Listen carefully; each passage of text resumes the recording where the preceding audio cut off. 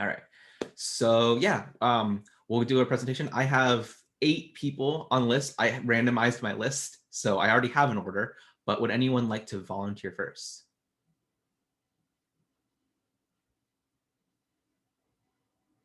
No? Going once? Going twice?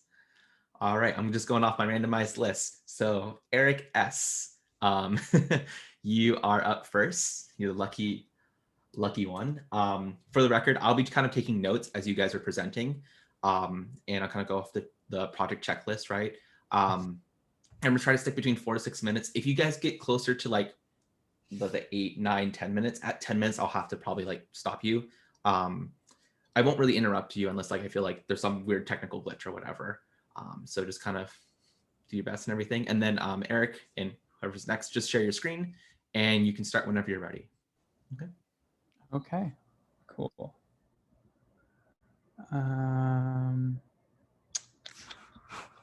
One second. No worries.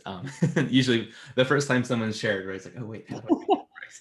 Yeah, you guys get to see how difficult it is when I'm when I try to share my screen. Okay. And you can just share that one window. Just make sure we can see the presentation. This looks good. Great. Great. Yep. Vision for Microsoft Film students. Awesome. Whenever you're ready, Eric, you Cool. go for it. Okay. All right. Thank you all for coming to my presentation today for my proposal for my vision for Microsoft Film Studios. To start us off, I want to take a step back and assess where the film industry is going into the new decade. Going into COVID, which put the movie industry in turmoil, blockbusters were king. Franchises like Star Wars, Marvel, and DC dominated the box office. However, perhaps counterintuitively, there's a huge amount of momentum towards releasing films on streaming platforms simultaneously. Streaming has long been the domain of companies like Netflix and Hulu, but Warner Brothers made big news a few months ago when they announced that they'd be releasing all their upcoming feature films on HBO Max, upsetting a number of filmmakers in the process. So here we see the return on investment for movies in the past 20 years, which had budgets above $1 million.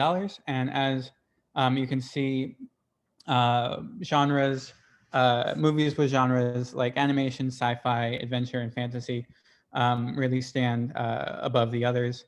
And we see a similar trend when we look at movies in the same time period with budgets above $10 million. Sci-fi and animation sort of flip positions in terms of median, but animation retains the high mean. So that raises the question: should we go into animation? No, definitely not animation. And here's why. Startup costs for animation are huge.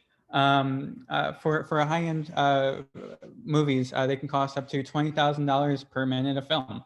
On top of for a movie studio that wants to just start up from scratch, investing in developing a high-end animation studio on top of making quality movies seems like a major mistake.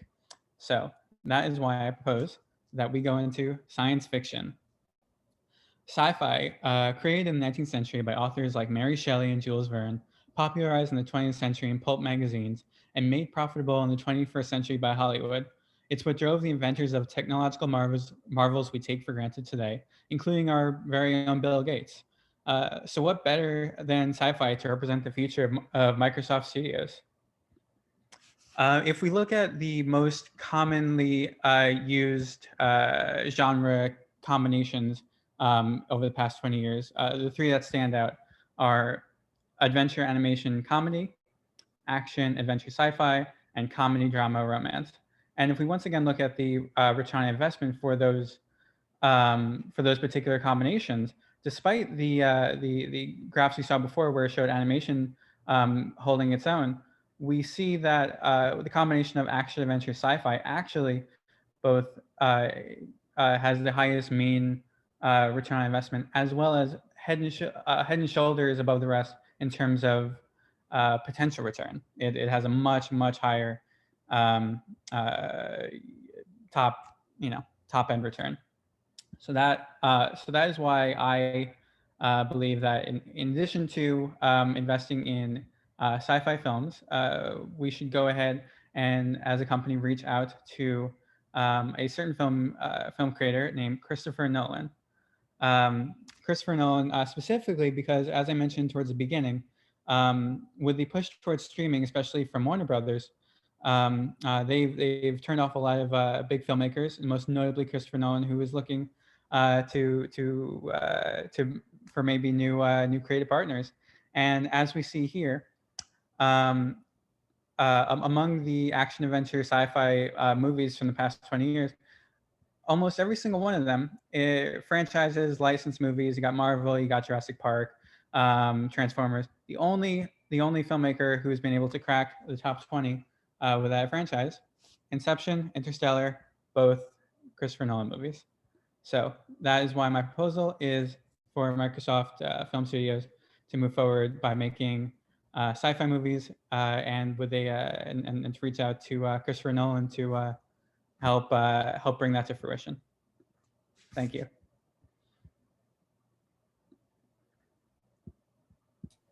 Thank you, Eric. No, that was great. So I couldn't find my mute button there for a second. And thank you for clapping for him. Thank you.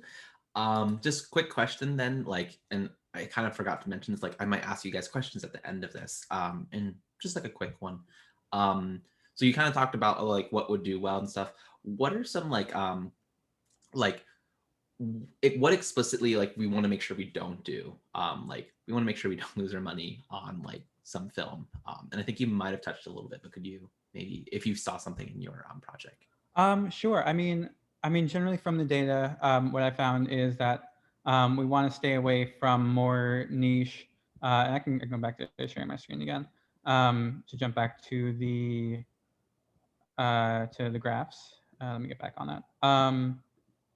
Yeah, I would just strongly recommend staying away from the more niche genres. There wasn't a whole live data for certain even more niche genres, which I just altogether left off. But oh, no, go back, no, go back.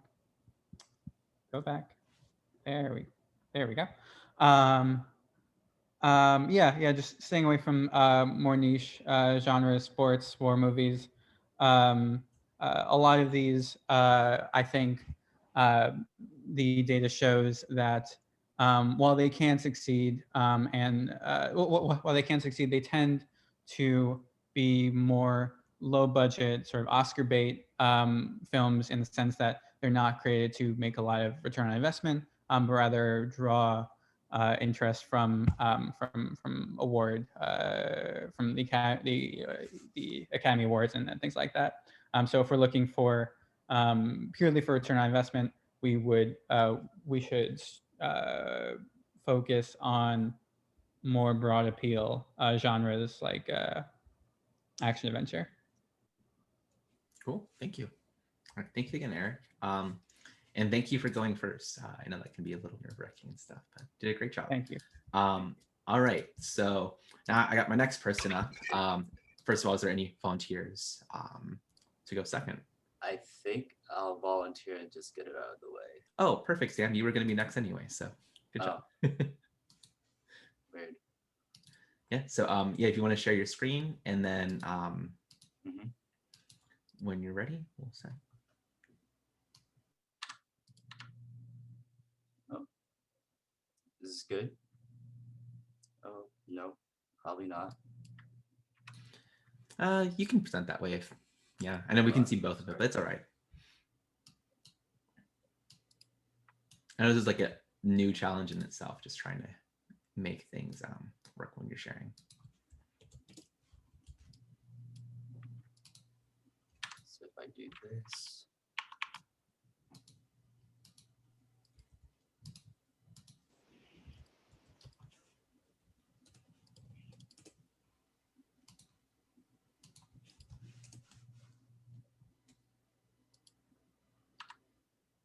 Which screen is it showing? We're seeing Microsoft entering the movie industry. That's it? Yep. Okay. All right. So thank you for coming to my presentation. I'll be talking about what types of genres and what types of MPA ratings that Microsoft should pursue in order to minimize financial risks when entering a new market or a new industry. So in summary, this analysis will try to find which genres performed the best in the box office, as well as how the public received or the public's perception of each genres, as well as the MPA or the Motion Picture Association ratings, such as PG-13, PG, rated R, things like that, which ratings were able to generate the most box office revenues. And this is how the presentation will go. So Microsoft has little to no experience in the film industry. It's going to be a brand new company in a large sector of the market. And Microsoft does not want to lose money. So by creating a good experience for the consumers in the first movie, it will be able to avoid creating negative expectations for its future films. So I've used mostly IMDb databases, as well as Rotten Tomato and the Numbers database. This graph actually just shows the budget, the relationship between budget and the world gross revenue. And yeah, so I'll go ahead and so this graph actually just shows how each genre did in terms of user ratings and the number of votes that users were able to give. And in this sense, the action adventure and the sci-fi genre were able to perform the best and receive the most number of votes. And in terms of box office revenues, we were able to see that science fiction and fantasy genre, as well as the action and adventure genre and the animation slash family friend or kids and family genre were able to perform the best. And in terms of the MPA ratings, rated R movies were the most common, followed by PG-13. However, PG-13 movies were able to perform the best, and followed by PG movies. However, PG movies or the earnings for PG movies had a wider range of earnings compared to PG-13, even though top earnings movies for PG rated movies were similar to those of PG-13 movies. And G-rated movies had the most fluctuations in terms of earnings. So, wow, that's a lot of words. So in the end, I would like to say that science fiction, even though, or I would like to recommend science fiction movies, even though the data might be skewed because of popular industries such as Marvel or Star Wars series. However, I believe that there are still a large enough of an audience for it to be able to generate enough revenue compared to the budget. And in terms of the MPA ratings, because PG-13 movies were able to generate the most amount of revenue, PG-13 movies is still advised. It was able to, on average, it was able to earn around $60 million, followed by PG movies. And in terms of budgeting, I cannot give any recommendations because while there was a small positive correlation between the amount of budget that was used for the movie and the amount of gross revenue that it was able to earn.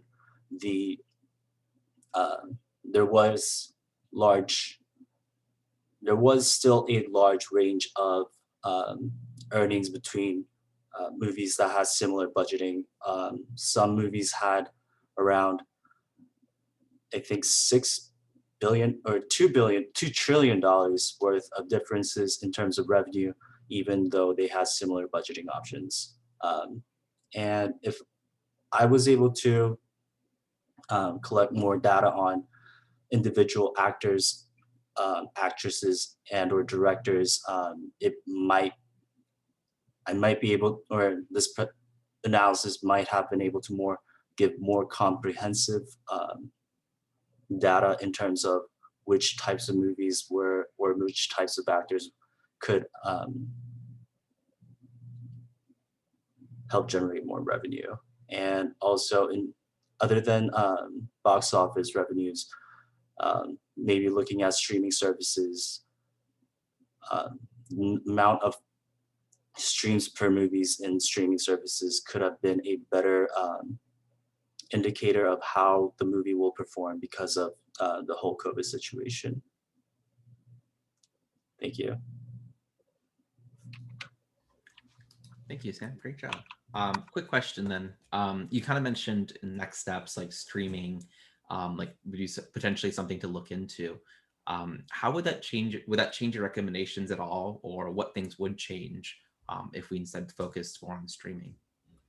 Well, yes, I would think so, because even though there are a lot of adults that are streaming movies, I feel like because of COVID, a lot of parents are streaming more kid or children oriented or family oriented movies for their children. So I feel like creating those types of movies could also help benefit Microsoft in terms of revenue. Okay, so more in the sense of like the genres that you recommended, Right. like would be changed on the focus on genres is what you're kind Right, of right. Okay, cool. Thank you. All right, great job, Sam. Cool. So let's move on to our next lucky person. Any volunteers? If we're lucky, maybe they'll volunteer. The person supposed to go next will volunteer. No, no volunteers? Okay. Next one on my list is Eric W. All right, just give me 1 second. No problem. Yeah, the hardest part of this presentation is just trying to share your screen.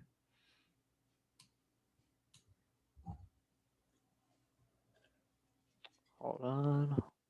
Can you see that okay? Perfect. Okay, All right.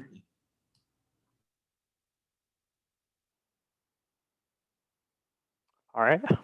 So my name is Eric Waymiller, and today I'm going to be discussing the Microsoft Movie Analysis Project. So as a company, we're trying to get into the movie space, and we'll be making our own films. What I've been working on over the past week is taking a large amount of movie data and extracting valuable information from it. The goal here is to minimize our risk while maximizing our audience perception and our own profits. So we can sort of split this into two main goals that may or may not be mutually exclusive. I'll kind of go over both. Firstly, the first kind of train of thought is we want to create a movie that's, that our audiences love. Are people rating our movies highly? Maybe these don't perform that well at the box office necessarily, but might sell really well longer term. Or secondly, the more obvious goal is we want to create a movie that'll maximize profits. And I think that that's pretty straightforward. So how are we going to do that? So after looking at the data that was available to me, I determined that we'd be able to give an answer to the following questions. First of all, what genre of movie is most likely to produce the highest ratings? And then following more along the lines of our second goal, focus more on the money side of things. What movie budget is the safest for ensuring we're profitable, as well as what genre is most likely to be the most profitable. So I'll just go ahead and jump right into looking at some visualizations. So firstly, I wanted to show you this graph of your average user ratings per genre.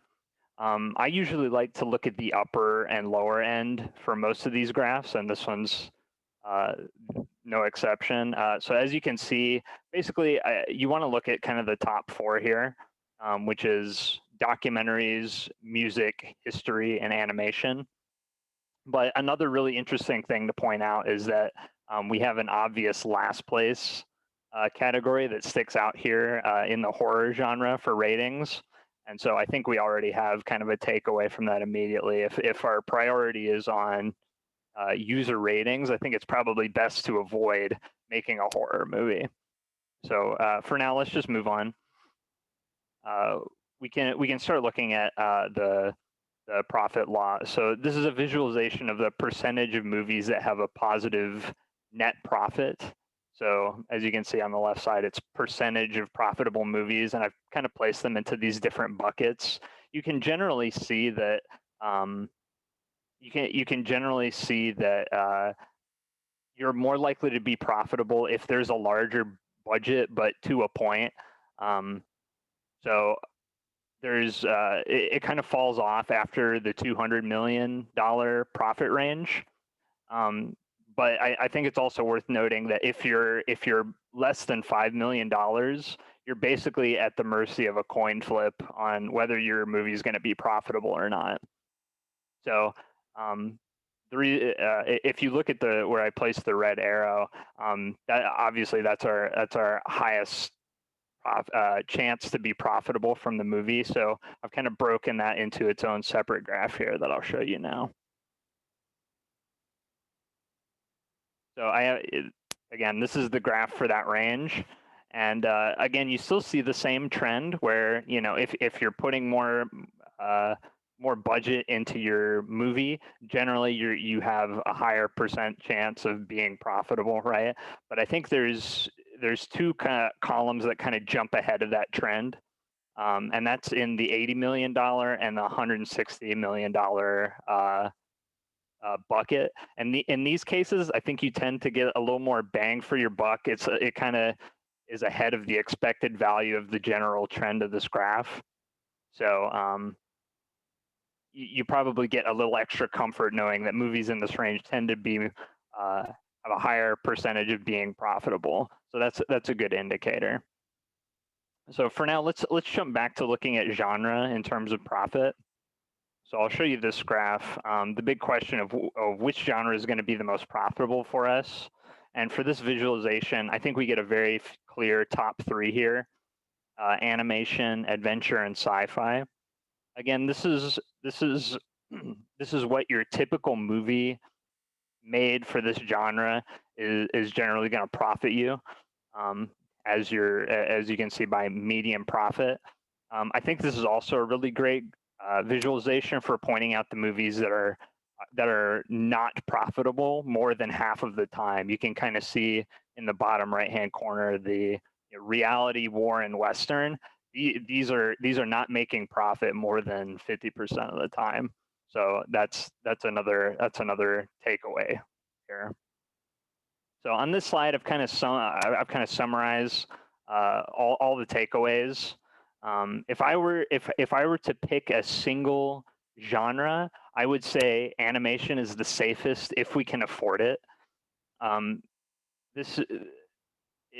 Obviously it's the most profitable, and I think it's a really good sign that it's in our top 4 for highest rated. I think that audience perception is also important, so it kind of hits on both of those cylinders, and it's the only genre that seems to do so well.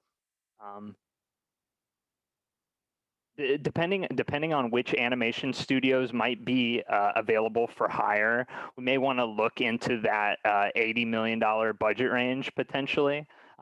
Animation movies tend to have a higher budget, so maybe we'd want to look at the $160 to $170 million range. And again, another takeaway is we may want to avoid spending too little or too much.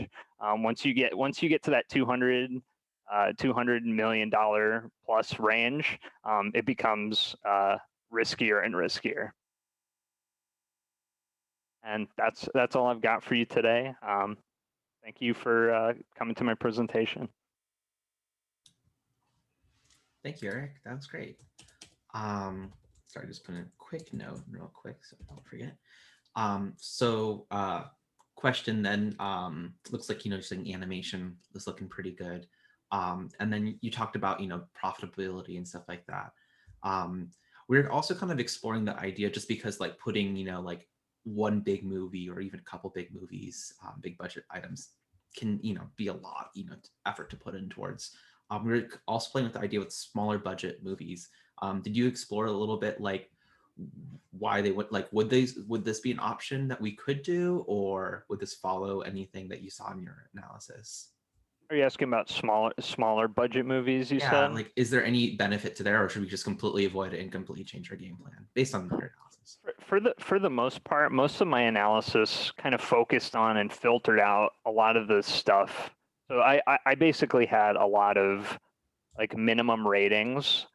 My thought process in my notebook and my study or whatever was, we're a big company. If we're not, if we're generating less than, I don't know, 2 reviews on a major site that does like ratings or whatever, it's probably not the kind of press that we want. As Microsoft, I'm sure you can imagine the headline of, Microsoft movie only has this many, only gets this much at the box office or something, or you know what I mean. So Yeah. I didn't explore the super low budget options specifically because of that, and because that one statistic of it's basically a coin flip as far as median on whether you're going to be profitable or not. Perfect. No, that's great. And that's some good insights too. Maybe we'll kind of, this is me kind of putting my hat on like my fake stakeholder. Maybe we'll look at this other option then, maybe bigger budget, like you kind of suggested. Great. Thank you, Eric. Good job. All right. So now we have about half of them done. Any volunteers to go next? Building up some nerve. Suman, do you want to go next? No. All right, cool. You were not going to be next, just for the record. But yeah, thank you for volunteering. All right, Ms. Saman, if you want to share your screen, and then whenever you're ready.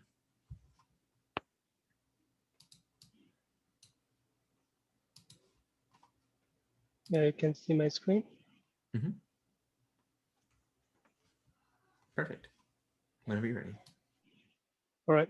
Thank you, everyone. My name is Suman Gautam, and welcome to my slideshow.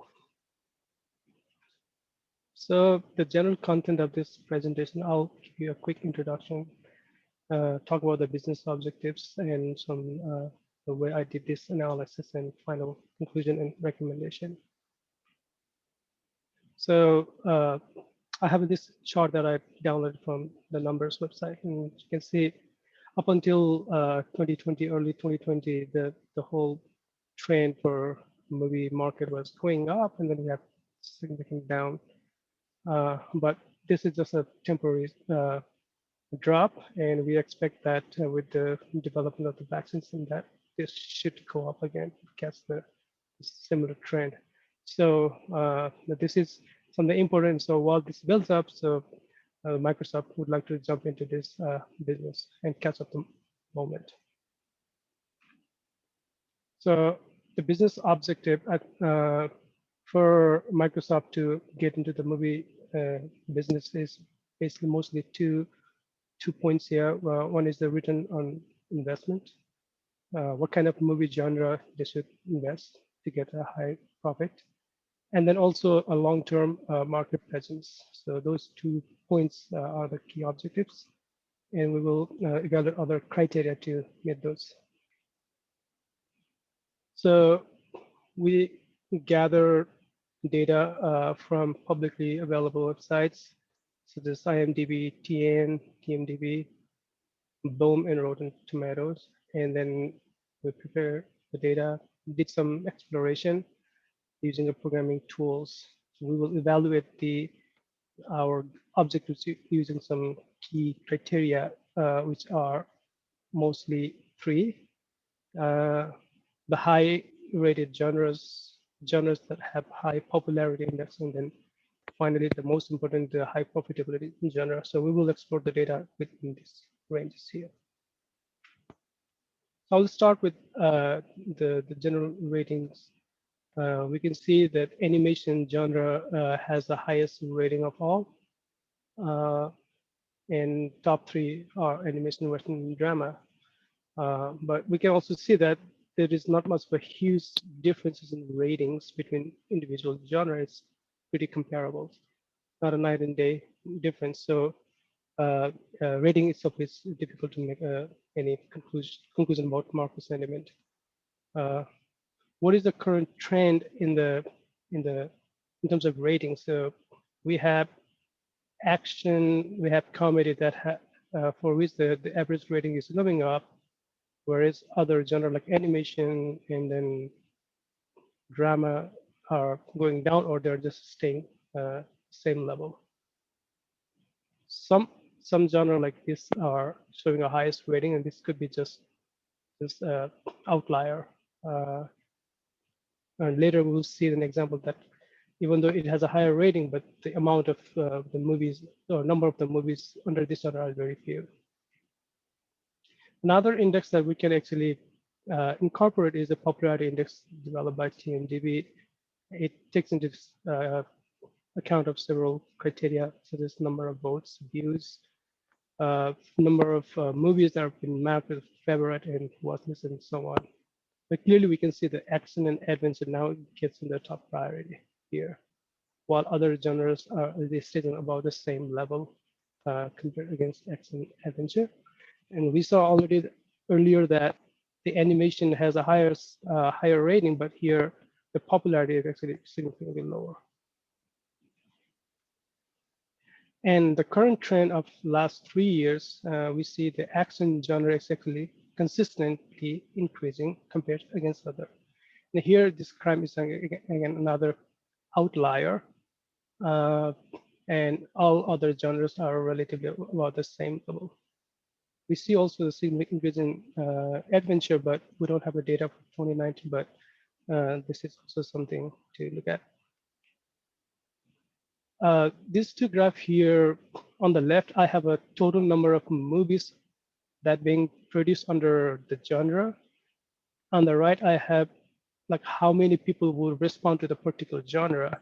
So earlier I said that there were crime and other Western movie genre that has a high rating, but if you look at the number of movies, it's very, very small. So they are less significant even though they have higher rating.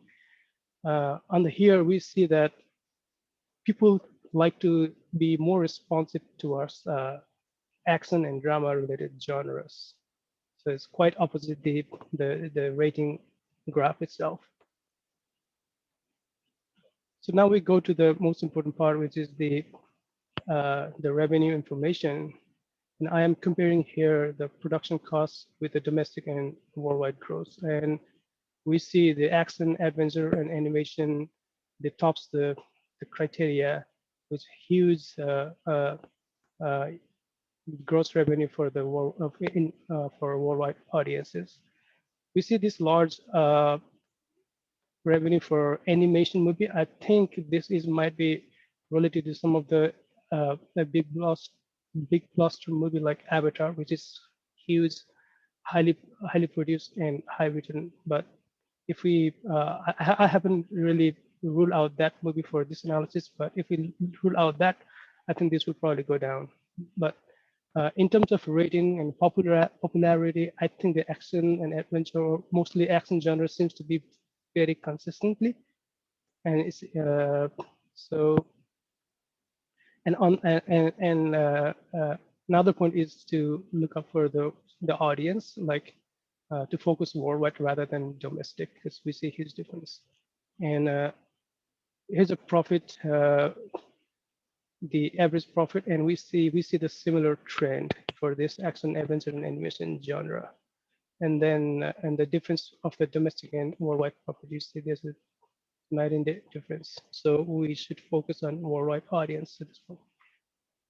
And this chart shows you the difference in production cost for the domestic and then production cost versus the foreign gross. And clearly the foreign gross makes a huge impact in overall return on investment. So the conclusion here is while the animation genre seems to be highly profitable, the action and adventure seems to be maintain a consistent in terms of market presence and then revenue growth. Because we don't only want to look at the profit, we also want to look for the long-term investment where we can dominate the market. So I think my recommendation is to go to the action / adventure and animation genre in the order of priority, and obviously focusing on foreign market as well. Thank you. Thank you, Simon. That was great. Okay, sorry, I have to put in a little note because I'll forget it. Okay, that was great. So you kind of pulled in domestic and foreign market and worldwide gross. And so it looks like you were kind of like in the end here emphasizing like, oh, we should really look at this foreign market. Based on your like analysis, do we think that the same patterns that we would see in domestic in the foreign markets, will those match up well, or are there things we have to like really be aware of when we consider, beyond just domestic? No, I'm more recommending like a worldwide, that including domestic and foreign. So not just to focus on domestic, but just also include foreign as well.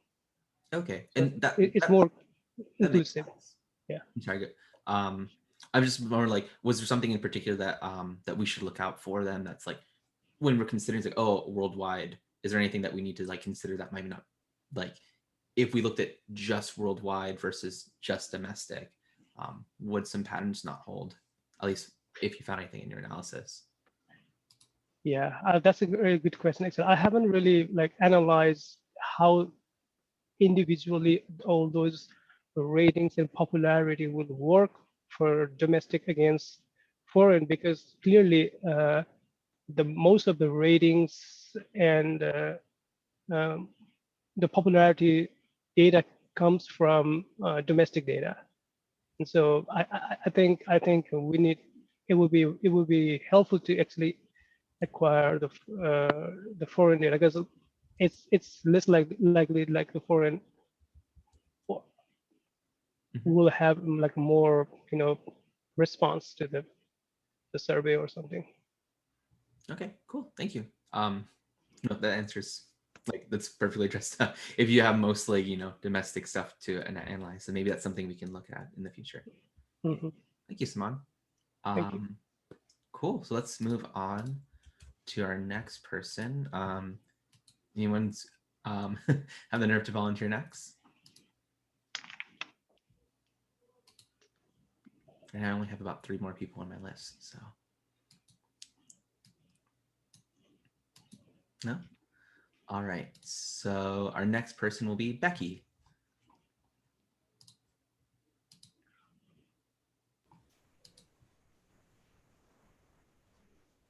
Cool.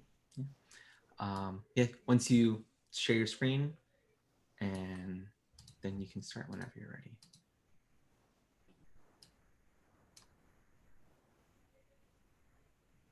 Great, looking good. Whenever you're ready. Alrighty. So this is my Microsoft movie analysis. The business problem we're looking at today is what types of films should Microsoft produce based on what films are currently doing the best at the box office?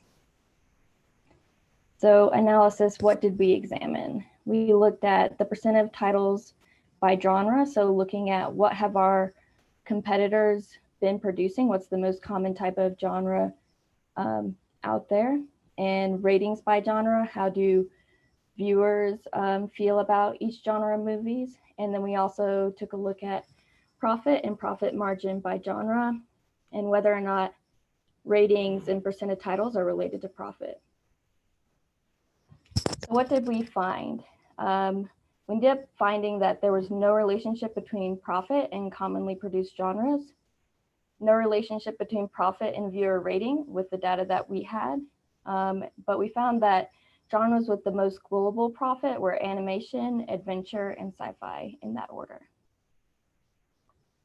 So first looking at what type of films are other companies producing? So by far, the genres with the most titles are drama, documentary, and comedy. You can see here in this graph that they far outshine the other genres here. We have the percent of titles on the y-axis, and then our genres down here. So do commonly produced genres earn higher profits though?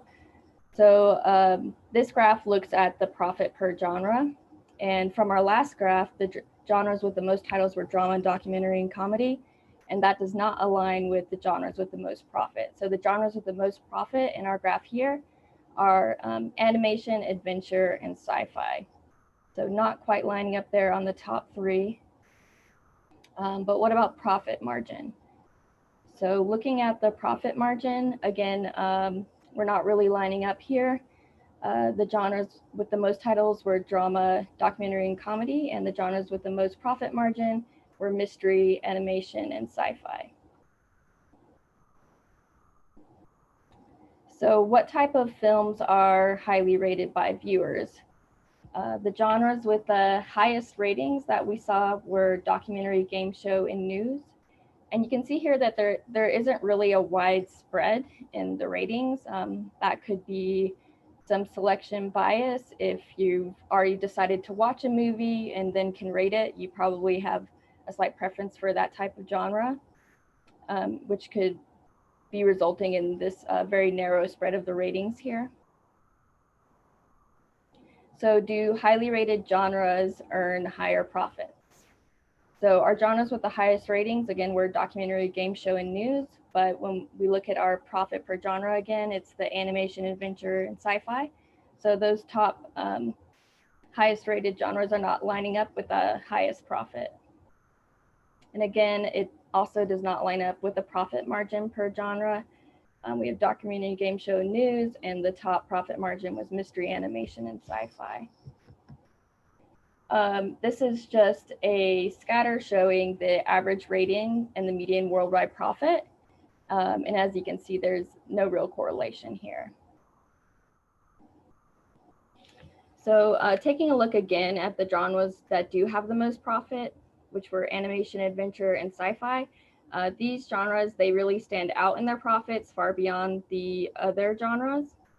And also from this graph, we can see that again, that the ratings are not strongly related. So here we have the average ratings here, median worldwide profit on the Y, and then we've color coded based on genre.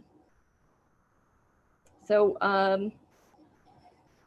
looking at our data limitations, why ratings may not be a strong indicator for global profits, no matter how much data we have to look at. However, it could also be that we're only pulling our ratings information from IMDb, and that could have caused some bias. So for example, there could be a bias in the age distribution of IMDb users if it's only adults and children are drivers for profit at the box office. That could be messing with the relationship. Or if the country of origin for IMDb users is mainly in the United States, that wouldn't really reflect the opinions of international viewers.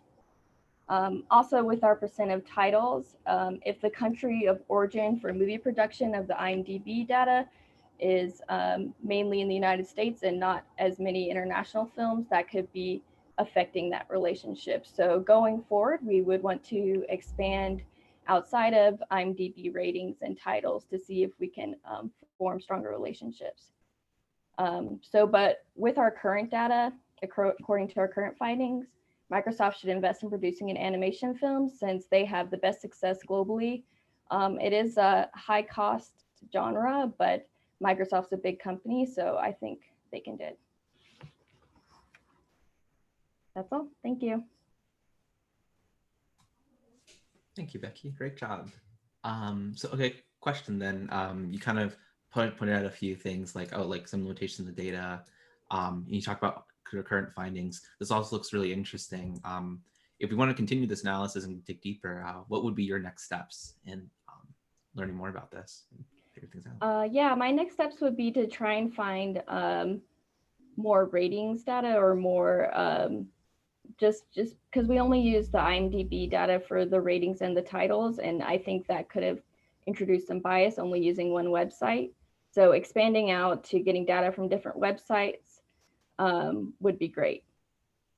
Okay. And do you expect then that like you will find, like, do you think your results will kind of hold up, or would you expect that because of some of those biases that maybe your results would change? I think it could go either way. I mean, maybe just consumer reviews are not a strong indicator of worldwide profits, but we'd have to really explore the other websites and other sources of data to confirm that. Okay, cool. Thank you, Becky. Again, great job. All right. We're getting close to the home stretch now. Last time, so there's 2 people left. So last time to volunteer. Volunteers? No? Okay, I gotta look at my sheet now. I can go. Oh, who's that? Sorry. Safe.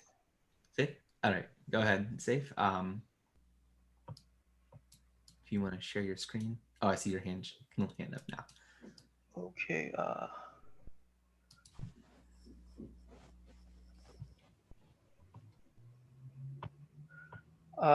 Can you see? I don't see anything, and I'm seeing some head shakes too.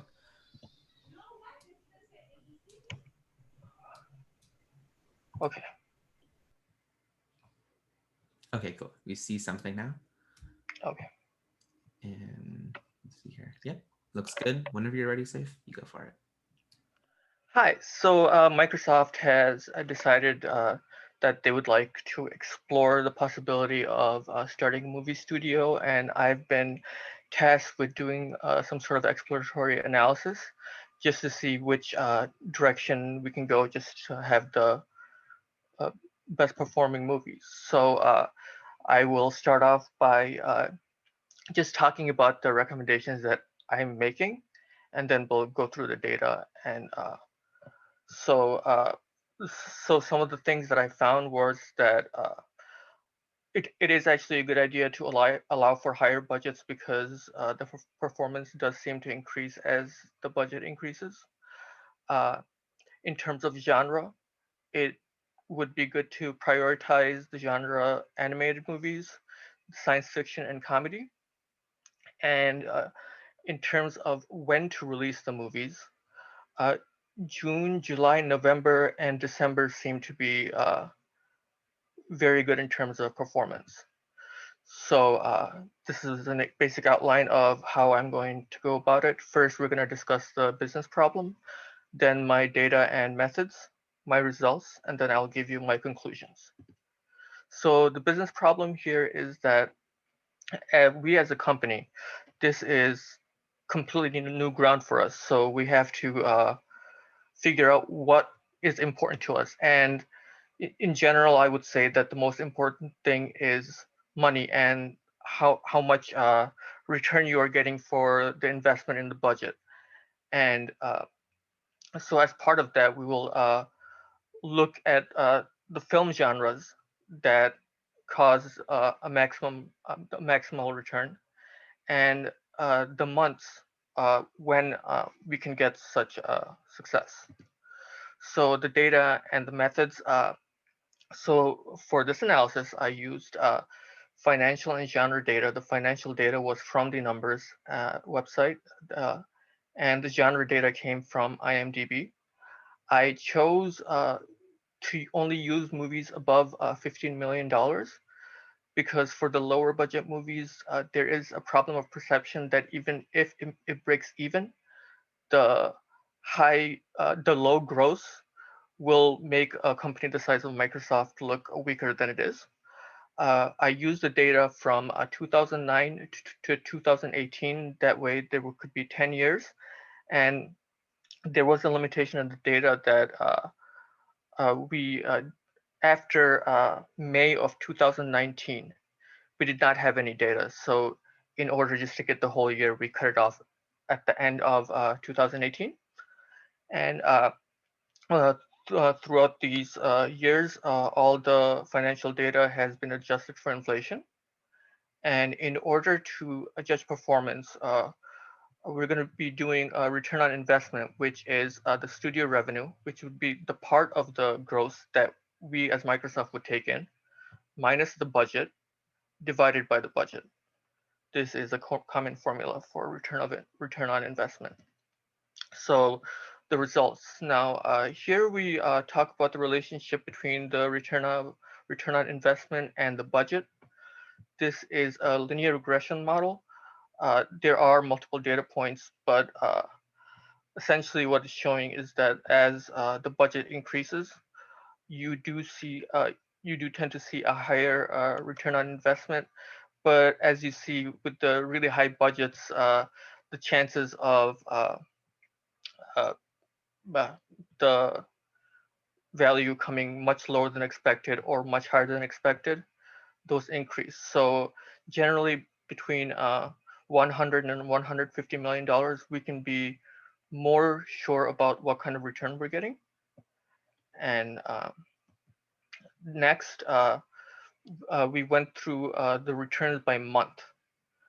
Now, it appears that the highest return month is in fact July, sorry, where we're getting returns of over 40%.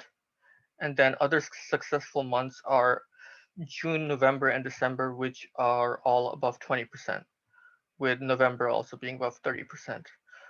The months of March, September, and October, they appear to have a negative return on investment, so I would advise against releasing any movies during those times. And just to go back to this, as we'll see here, the month of July seems to be the best time for the movie to come out. So you would think that a lot more studios would be investing more money in that month, releasing more of their big budget films in that month, but that doesn't appear to be the case, where you are getting a lot more money spent in May, and even in June it's fairly close. So I think we have an advantage here. We have an opportunity to take advantage of a certain gap that might exist in July. We can further explore this, but July does seem to be a good time to release a movie. Now we're going to be looking at genres. So in this case, I included the 10 genres that appeared most often in my list, and of those genres, animation performed the best by far, followed by science fiction and comedy. Those would all be good avenues to go to. Animation, there is an issue where it appears that Disney has a very, very high market share in animation. So it might be much more difficult to break into animation as opposed to science fiction and comedy. And in this data, any movie that was part of the crime genre, in fact, they tended to lose money. So I would certainly avoid that genre. So just going over again some of the data I've showed you, higher budgets do tend to increase the return on investment. I would recommend higher budgets. In terms of genres, it would be a good idea to prioritize animated, science fiction, and comedy movies, even though there are issues with the animated genre.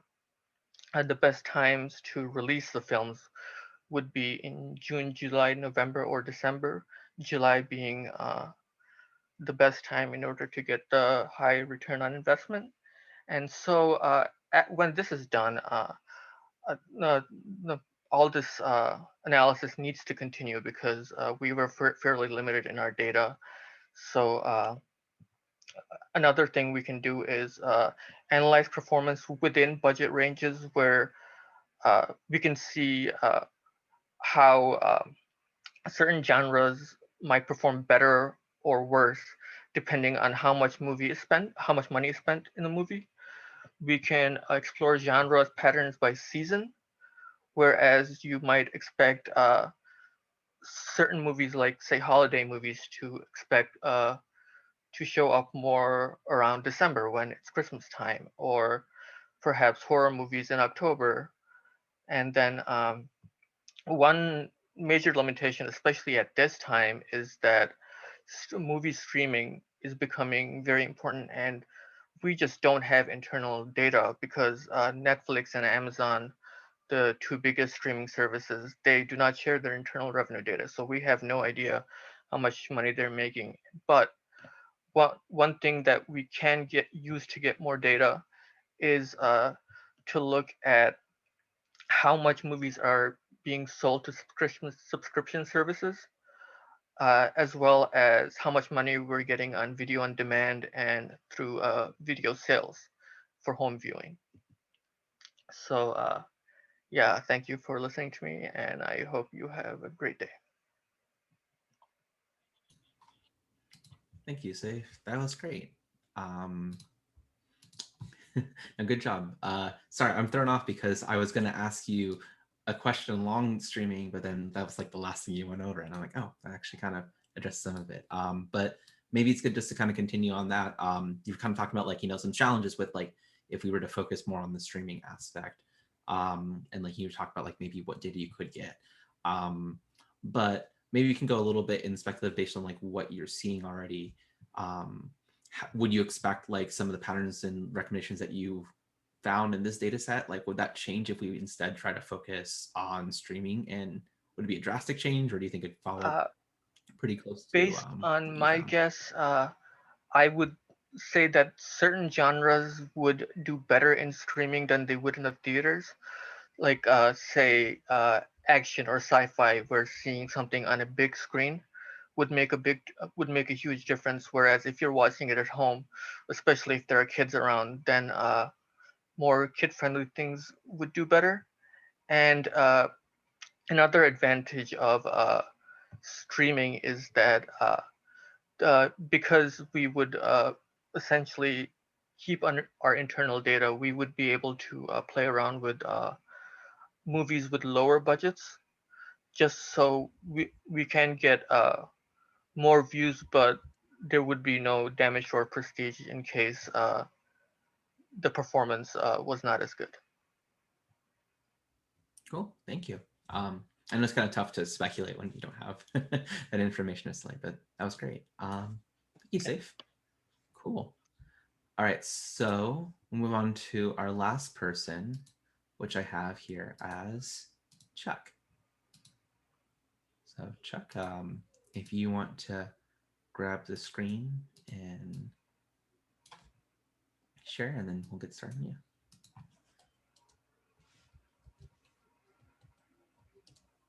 For the record, I think you're still muted, so in case you start talking.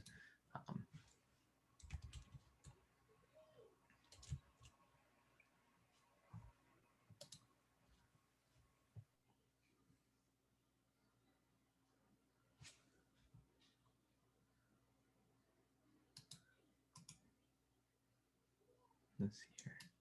I could ask you to unmute, maybe that'll help. Sorry, guys. Okay. I was challenged there. No. Are you able to see the presentation? Mm-hmm. And you can't see. Can you see the slide share, like the speaker notes as well? Yeah, I think I see your speaker notes, but that's okay. It's not a big deal. Let me see if I can just kill that.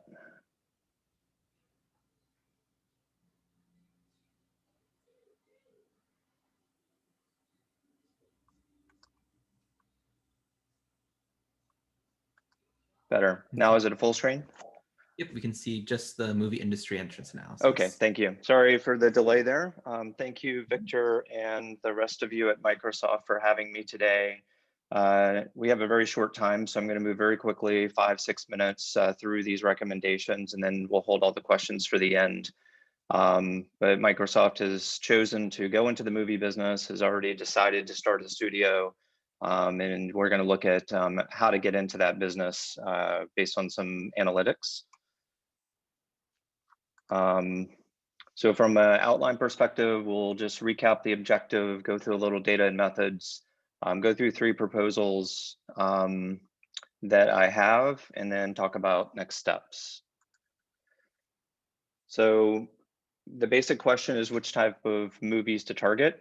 As I had mentioned, Microsoft's decided to create a new movie studio that wants actionable and analytical guidance on what types of films, perform best based on other data that's out there. So one thing I always want to point out is obviously Microsoft's a huge company, $1 trillion market cap. It's one of the 5 biggest companies in the world. They're in software, cloud, gaming, LinkedIn, very, very diversified type of business. They have experience in going into big markets. And look at these competitors that we have to go up against: Apple, Netflix, Hulu, Universal, Walt Disney, Amazon. So I'm kind of setting the stage to be able to play and have your brand comparably aligned with some of these companies. You need to do something really good. So we took a look at data. We used 6 sources in total, a few from IMDb, which is our primary source for titles and ratings and linking it to actors. We also used the Numbers and Box Office Mojo for sales and budgets. And as far as the data filters, we limited our analysis to 2010 through 2018, primarily because of data quality and trying to focus on the most recent decade. And we only included matches in our analysis where we could link the budget and revenue data into IMDb, which limited our data set. But I'll talk about that in just a minute. We did exclude 11 genres, so you can see them there, but these were deemed as either non-core, TV series, or inappropriate content for Microsoft, kind of niche businesses. And then some of the key methods there are highlighted that we manipulated the data to get to this point to show you these 3 recommendations. But the genre splitting was one thing in particular I wanted to talk about. So some movies are listed in multiple genres, let's say like multiple genres like a drama and comedy. In that case, we counted it in each of the categories. So we would, kind of double report it, but to be able to show in total, that movie contributing to both genres. And the primary limitation we found in the data was really around the budget and sales data that we have access to. We were only able to match between 1,500 and 3,000 titles. It's not ideal, but we do feel confident in the conclusions that we had a pretty good cross-section of the major films, which are the ones that we would be recommending Microsoft go after. So proposal number 1 is go after animation genre first. So animation, you're looking at a distribution of profits by the genres that we kept in our analysis. And what the box plot or distribution chart there shows is that line in the middle is the median worldwide profit. So it's total worldwide gross less production cost. And the line is the median. So, animation was the #1 median profit of 208 million per movie. It was the #1 25th percentile level of 55 million. So 75% of the movies had a higher profit than that. And it had the lowest coefficient of variation, which leads to the second bullet. It had the best consistency and profitability. It was actually 18% more consistent than #2 place Adventure. This is going to reduce your risk. Even though you can lose money on animation, it was not as likely to happen. The 97 animation movies that are in our sample also had the highest median of all these categories for worldwide gross sales of $322 million. So overall, we think this is a solid bet to invest in for the future. Proposal number 2 is really around the budget, setting a minimal budget. So we recommend authorizing a budget of either 131 million or $93 million. Now, obviously, these are kind of targets, so it can be a range depending on where we go. But what we found is that smaller production budgets correlate with higher loss rates. So when you look at these charts, it's grouped into 3 super genres or groups of genres. And the blue bars represent counts of movies that lost money. So just looking at this first one called Special. So this includes action, sci-fi, thriller, mystery, adventure, and fantasy. So it's all the kind of high touch, high profile type movies. You can see, you know, most of the losses are occurring in smaller than $100 million movies. So when you bump the budget up to this range of 112 million to 150 million, take the midpoint, which is the 131 million, you have a 50% better chance of not losing money on a movie. So it seems there's, you know, putting some weight behind an investment, basically with the actors, the producers, the technology you're using, and the locations you're shooting in are leading to more profits. And similarly, in the traditional movies, like the dramas and comedies, it's very similar, although, you know, slightly lower budget of 93 million. And in general, for reference type movies, biographies and history, we're not recommending going into that. So again, to recap, you know, a budget in the $100 million range is kind of a baseline to de-risk and be successful, especially for a company of Microsoft stature. And lastly, this is kind of a fun chart, but, you know, actors drive people to the movie theaters. So we recommend, as proposal number 3, to strike a deal with one of these top 20 actors. So over the 9 years I have here, you're looking at, on the y-axis, the worldwide gross sales, and then the number of movies on the x-axis. So you can see Robert Downey Jr.'s by far, you know, the most successful in generating sales. He had almost $7 billion of sales attributed to his movies. So we found a very high correlation with profits and worldwide gross sales. So if you can drive sales, you're generally going to drag profits. And the top 20 actors are averaging $3.9 billion in sales over 11 movies. You can see that star there is kind of the average point of all of these. So you get the benefits if you go after one of these actors of consistency, already having a consumer favorite, someone you can build a franchise around and get marketing lift on. And the consistency, as far as the low variation on these actors, the best 6 are listed there, as far as less variability, where they kind of do the same thing every time. A few names that are less familiar, obviously Downey Jr. and Tom Cruise and Vin Diesel, some pretty high profile actors.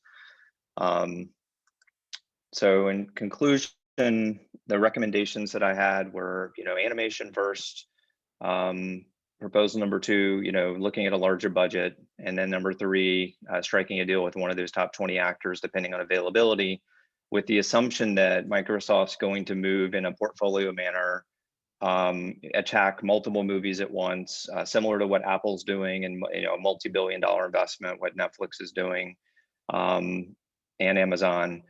And from a next steps perspective, obviously, if you have questions, I'd love to answer those, but I'd suggest a full day workshop with the team, with your deeper dive team, engaging a broader team, and try to help formulate a business plan. And also, based on this conversation, I'd like to make sure that you're having your executives be aware of the investment size of this business, so that we can start to work on getting, you know, approvals and making sure everybody's on board with that level of investment. And that's all I have, but I'll take questions if you have any. Thank you, Chuck. That was great.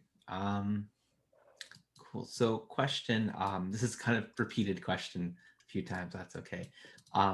So like obviously a big factor right now, like between COVID and just like the fact that like where movies are kind of headed with streaming, if we were to kind of put streaming into our mix, maybe not completely dedicate towards streaming, but like maybe being a factor, would that change how would that change some of your recommendations, or would it change at all? Or what are some other things you might have to consider that you'd find in your analysis?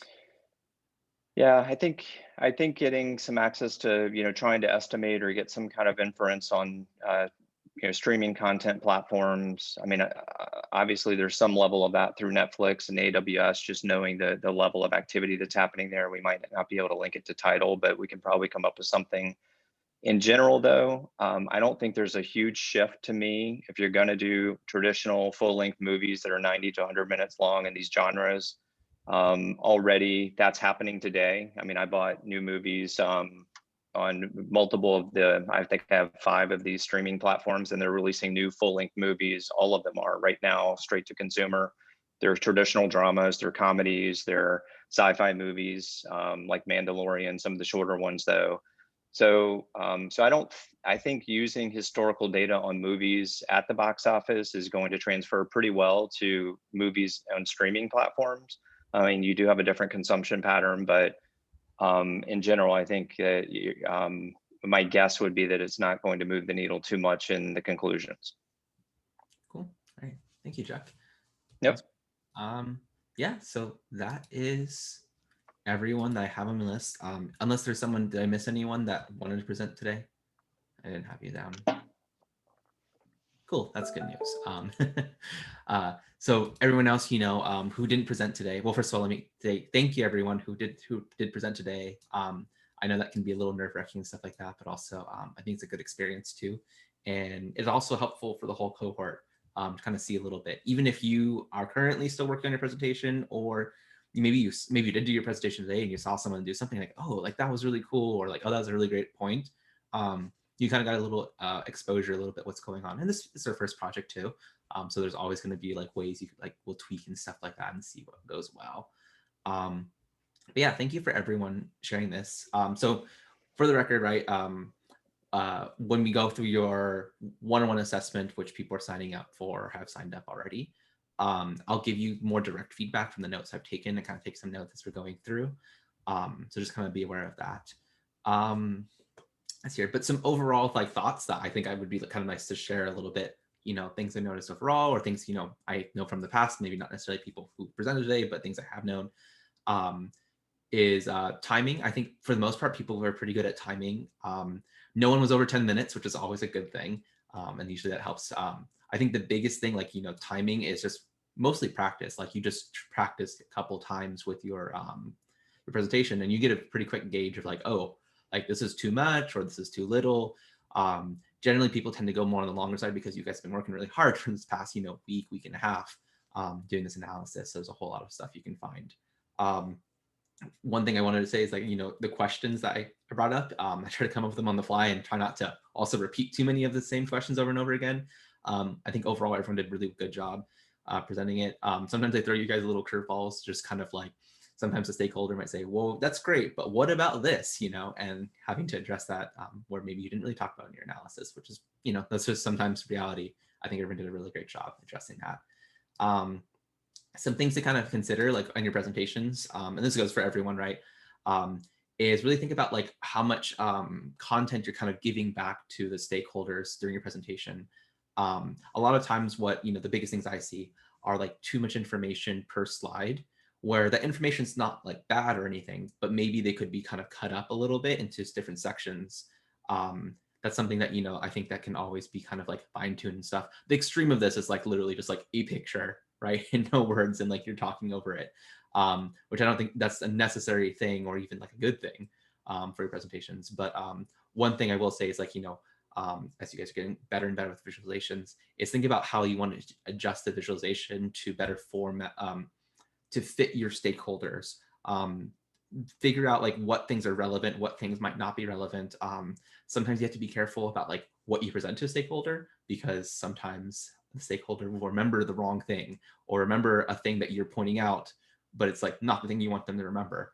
So I usually tell people think of a mental test, is that if you were to show this visualization to a group, and then ask them, 15 minutes later, said, hey, what was can you redraw that visualization? Think about what would they draw and what would they focus on the most. And so I think that's kind of a little nice thing to kind of think about, and a kind of quick mental test when you're looking at your visualization, especially because sometimes you look at the same visualization, for multiple days, you kind of shortcut yourself. It's kind of you keep reading over if you proofread some paragraph, you already kind of fill in the blanks. So you correct the grammatical mistakes. It's kind of that visualization, you already know what the visualization is, so it's easy to shortcut. So just kind of be aware of that. But I think overall, everyone did a really great job here. Hopefully hopefully you guys all learned a little bit from each other. And again, this is the first presentation, so I know it can be very nerve-wracking, but hopefully you guys are feeling pretty good. I think everyone did an excellent job who presented. Anything that you guys noticed that you guys wanted to share or mention about?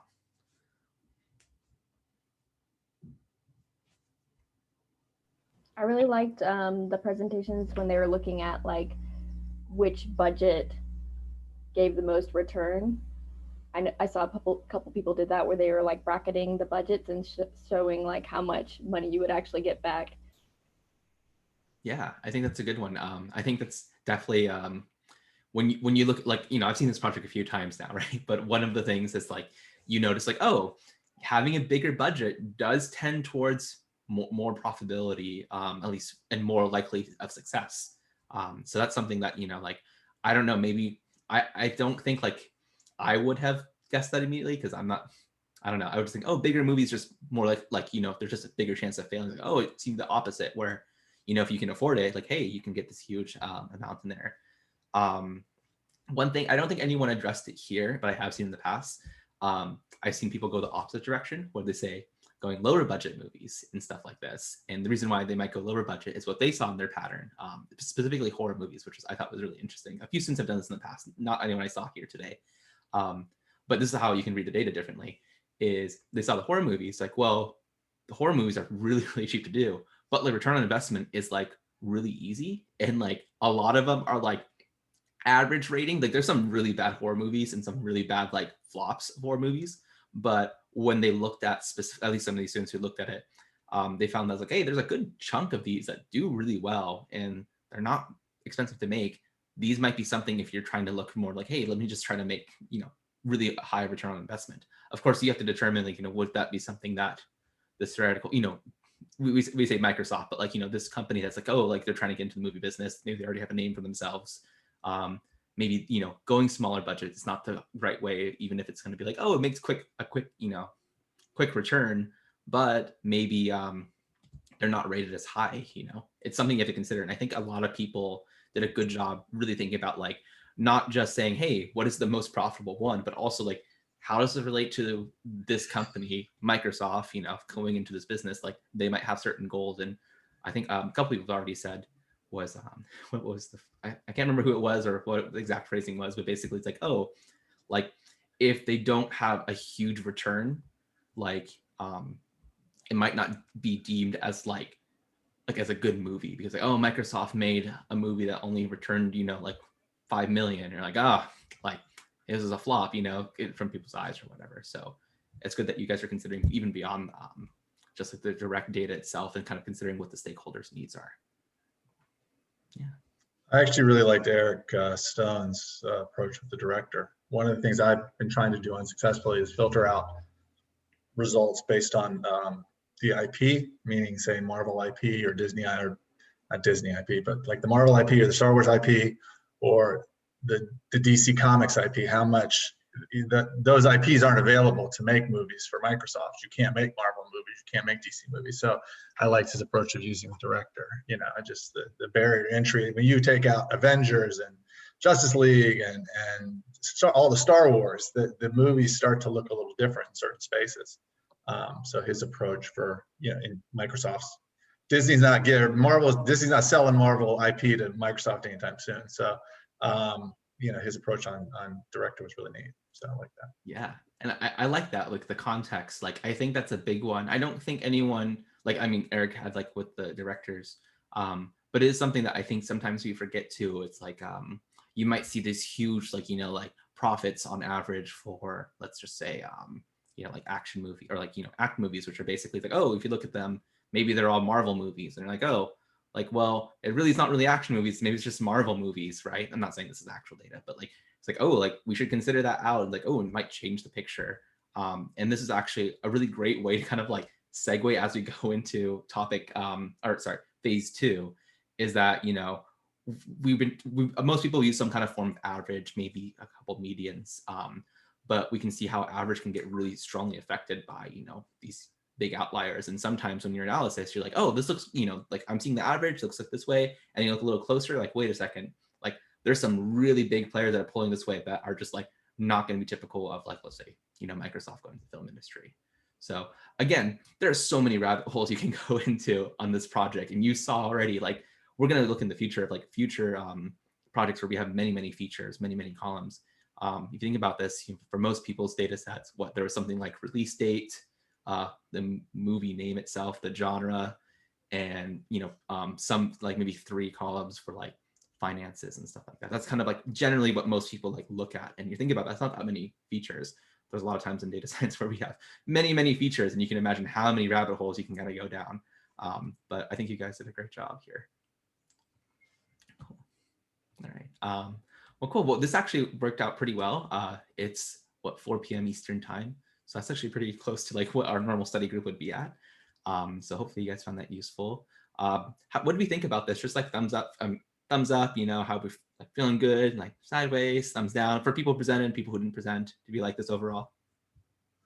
Cool. See lots of thumbs up. Awesome. So maybe this will be something we can do for like phase 2 project too. I think this is, to be honest, I usually have a little more, I've had in the past where like people will do their project more like individually, like the presentation, and then we would try to get something afterwards to present all together. But I also found that like really like really difficult for a lot of people, because by the time we were like all done with all the project assessments, we were already moving on to like the new project. So I think this worked out really well. And I think, you know, if you guys did well, you guys will see feedback. Well, I mean, you guys will see feedback from me regardless.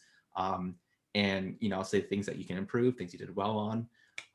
And then like I tell people, like even during these presentations or whatever, if there's something you need to change, I'll let you know. And then you just would redo it during the one-on-one assessment. So I think it was a huge advantage. So hopefully people who didn't present today, that's okay. But something to look for in the future. Okay. Did you say you're going to give us feedback before we do our one-on-ones, or is that during the one-on-ones where you'll give us feedback and we fix it while we're in there kind of thing, or like go over it again? That's a good question. So if there's something like really like ooh, like I want to pass this, but like this didn't meet the mark for whatever reason, I'll try to let you know like way ahead of time. Like hopefully like before the end of today is kind of like what I'm thinking. But then during a one-on-one assessment, you know, we can talk a little more organically about it. So I'll still send you feedback. I'll especially send you feedback if there's something like I'm like, oh, you should change this so we can get ready for the one-on-one assessment. But if not, I might take more time just because it's not a rush. And then we'll definitely go over it like more organically, like, you know, just like more of a conversation in our one-on-one assessment. Does that make sense, Eric? Yeah, perfect. Thanks. No problem. All right, everyone. Cool. I realize I'm still recording here. So any other questions or things we want to preserve on this recording? And I'll make sure this is only going to be an unlisted video that will be just shared for the cohort, so you guys can kind of watch it and stuff like that too if you did, or if you missed, you know, everyone who's here, but like if someone had missed it, they can rewatch it and stuff. Cool. All right, I'll stop the recording here then.